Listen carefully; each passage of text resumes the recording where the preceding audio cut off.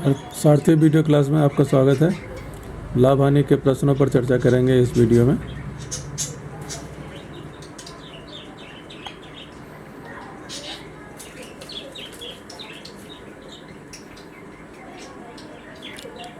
जैसे पहला प्रश्न है, यदि किसी वस्तु की लागत मूल्य पर 25% का लाभ है तो उसकी विक्रय मूल्य पर गणना की गई लाभ का प्रतिशत ज्ञात करें।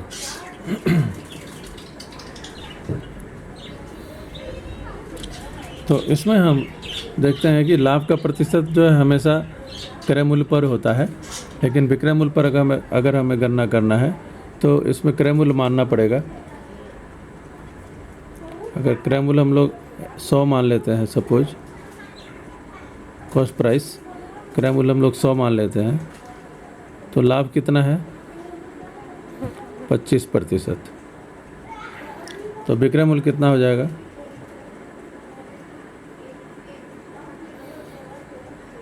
125। जैसा मैंने आपको पहले बताया था पहले वीडियो में कि विक्रय मूल्य जब भी निकालना हो तो क्रय मूल्य को लाभ में 125 100 जोड़कर गुना कर 100 से डिवाइड कर दें, मतलब 100 गुना 125/100 कर दें तुरंत, तो विक्रय मूल्य निकल जाएगा, है ना। तो 100 कट जाएगा तो कितना आएगा विक्रय मूल्य 125 आ गया। अब विक्रय मूल्य पर लाभ, अब हमें क्या है, लाभ तो 25% है, यानी कि 25 रुपया है लाभ। 100 का 25% 25 रुपया हो जाएगा। और विक्रय मूल्य पर लाभ प्रतिशत की गणना करनी है तो हम लोग क्या लिखेंगे, लाभ बराबर 25/125। चूँकि विक्रय मूल्य पर गणना करनी है तो हमें क्या लिखेंगे 25/125, चूँकि 125 विक्रय मूल्य है और ऊपर 100, तो ये 25 से 5 बार में कट जाएगा और ये 5 से 100 कट जाएगा 20 बार में, तो 20% आंसर आ जाएगा इसका आंसर कितना आ जाएगा 20%। यह किस पे है, विक्रय मूल्य पर गणना की गई है ये लाभ। क्लियर है। अब दूसरे प्रश्न पे चलते हैं।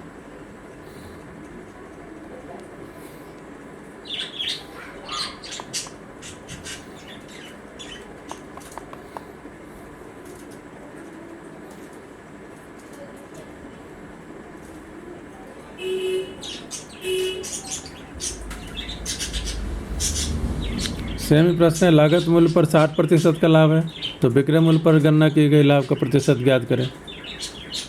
तो 60% का लाभ है तो हमने सीपी मान लिया 100,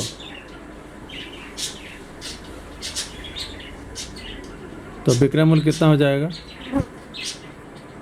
160, और लाभ प्रतिशत कितना हो जाएगा, विक्रय मूल्य पे अगर गणना करेंगे तो नीचे 160 लिख देंगे और ऊपर कितना लिखेंगे 60, क्योंकि 100 का 60% 60 होगा लाभ और गुना 100।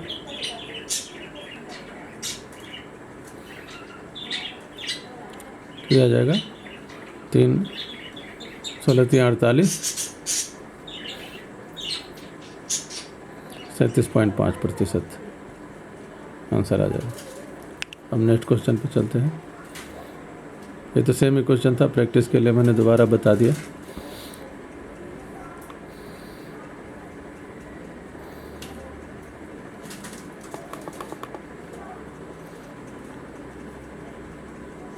कहता है, एक वस्तु को बेचकर एक आदमी अपने विक्रय मूल्य का 20% लाभ कमाता है, तो उसका लाभ प्रतिशत ज्ञात कीजिए।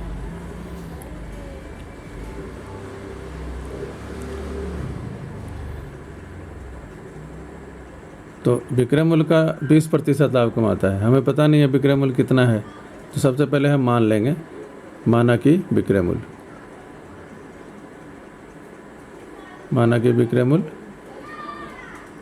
100 है, हमेशा 100 मान के चलेंगे, x नहीं मानेंगे। यहाँ पे x मानने में कैलकुलेशन काफ़ी लंबा हो जाएगा। विक्रय मूल्य 100 मानेंगे तो लाभ कितना हो गया 20%। 100 का 20% 20 रुपये लाभ हो गया। अब जब लाभ हमें निकल गया तो क्रय मूल्य निकल जाएगा। क्रय मूल्य कितना हो जाएगा, क्रय मूल्य कैसे निकालते हैं, तो विक्रय मूल्य से लाभ को माइनस करके। क्रय मूल्य का फार्मूला क्या है, विक्रय मूल्य माइनस लाभ। ये वही फार्मूला है, विक्रय मूल्य माइनस क्रय मूल्य बराबर लाभ। तो क्रय मूल्य बराबर विक्रय मूल्य माइनस लाभ हो जाएगा। जैसे लाभ कैसे निकलता है, विक्रय मूल्य में हम लोग क्रय मूल्य को घटाते हैं, पहले वीडियो में मैंने बताया था। तो इसका मतलब है कि क्रय मूल्य निकालना हो तो क्रय मूल्य बराबर के इधर आएगा, तो विक्रय मूल्य माइनस लाभ हो जाएगा। ठीक है, तो कितना आ गया, 100 माइनस 20, 80 आ गया। क्रय मूल्य 80 आ गया। अब जब क्रय मूल्य आ गया और लाभ आ गया तो प्रतिशत लाभ निकल जाएगा। प्रतिशत लाभ क्या होगा, 20/80 गुना 100। फार्मूला आपको मालूम है, प्रतिशत लाभ के लिए लाभ बटा क्रय मूल्य गुना 100,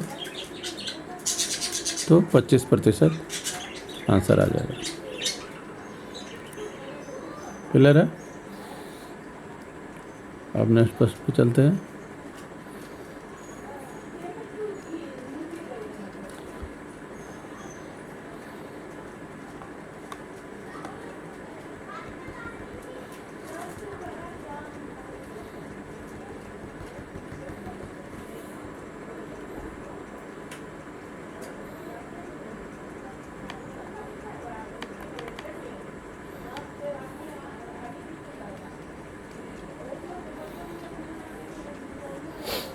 किसी वस्तु को 700 रुपये में बेचने से होने वाला लाभ उस वस्तु को 500 रुपये में बेचने से होने वाले नुकसान के बराबर है।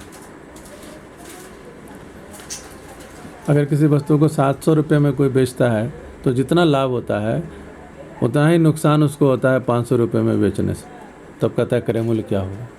इसका ट्रिकी फार्मूला तो है कि बेचने में लाभ और खरीदने में लाभ नुकसान अगर बराबर हो तो इस दोनों को जोड़ करके हम 2 से भाग दे देते हैं। 700 प्लस 500 और बटा 2, तो ये CP यानी कॉस्ट प्राइस क्रय मूल्य निकल जाता है 600।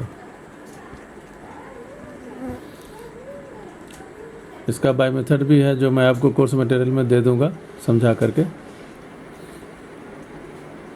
लेकिन इसके लिए बाय मेथड अपनाना है नहीं। ठीक है, इसको ट्रिक से ही बनाना है। सीधा हम दोनों को जोड़ करके लिखने की भी ज़रूरत नहीं है। अगर ये जोड़ने अगर मन में जोड़ सकते हैं तो 7 5 1200, 1200 में 2 डिवाइड कर दें तो 600 आ गया आंसर बी में टिक लगा दें। ठीक है, अब नेक्स्ट क्वेश्चन पे चलते हैं।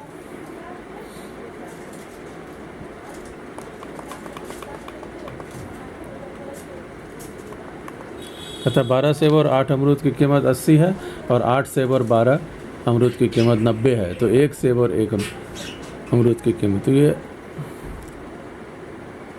12x प्लस 8y ऐसे मान लें। सेब को x मान लें और अमरूद को y, तो 2 इक्वेशन बनेगा और ये सॉल्व हो जाएगा तुरंत। 12x प्लस 8y बराबर 80 और फिर कहता है 8x, 8 तो वो ले लिया और फिर 12 ये ले लिया, 12y, ये कहता है 90 है। ये दोनों इक्वेशन को जोड़ देंगे तो हमें 20x प्लस 20y मिल जाएगा 170, तो x प्लस y निकल जाएगा। एक अमरूद है और एक सेब है, तो x प्लस y 20 कॉमन ले लेंगे और इसे काट देंगे 2, 8.5 आंसर आ जाएगा एक सेब और एक अमरूद की।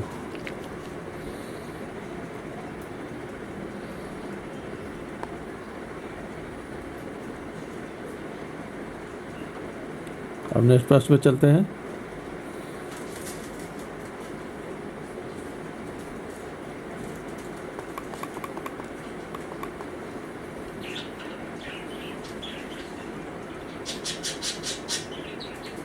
एक पुस्तक का चिन्हित मूल्य यानी अंकित मूल्य कहता है जिस पे 10% की छूट है, 200 रुपये। अंकित मूल्य 200 रुपये दिया हुआ है और जिस पे 10% छूट दे रहा है,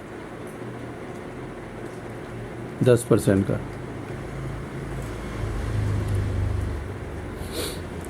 तो अब कहता है इस पुस्तक को निवल मूल्य 144 बनाने के लिए कितना और छूट देना होगा। तो पहले छूट देने के बाद कितना मूल्य है वो देख लेंगे। 200 रुपये की कोई वस्तु है, 10% छूट है, तो 200 का 10% इसमें माइनस कर देंगे। 200 का 10% 20 हो जाएगा। तो ये कितना आ गया?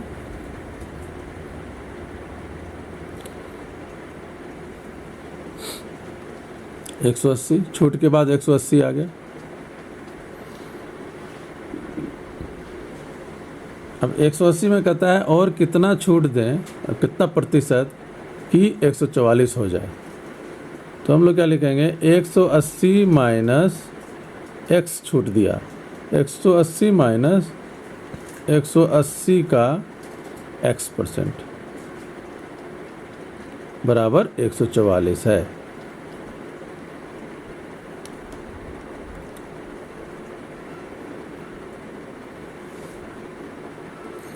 एक तो ये तरीका हो गया, इस तरह से हम x की वैल्यू निकाल लेंगे, निकल जाएगी। एक इसका और भी तरीका है, हम पहले देख लें कि छूट कितना है।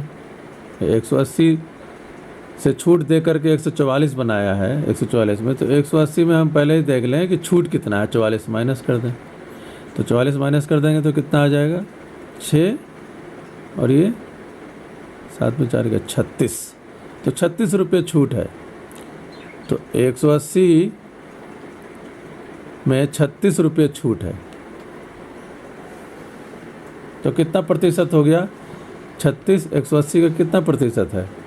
इसको मन में ही करेंगे। अगर 180 का 10% लेते हैं तो 18 होता है, 1 जीरो हटाने से 10% निकल जाता है। और ये दुगना है, देखने से ही दुगना लग रहा है, इसका मतलब ये 20% है। इसका मतलब ये कितना परसेंट है? सबसे पहले हमने क्या किया? 180 में 144 घटा दिया तो 36 आ गया। अब 36 का मतलब 180 में 36 का ही तो छूट दिया है, तो कितना 36 कितना प्रतिशत है 180 का? ये निकालने के लिए इसका 10% 18 तो 20% 36। ओके, अब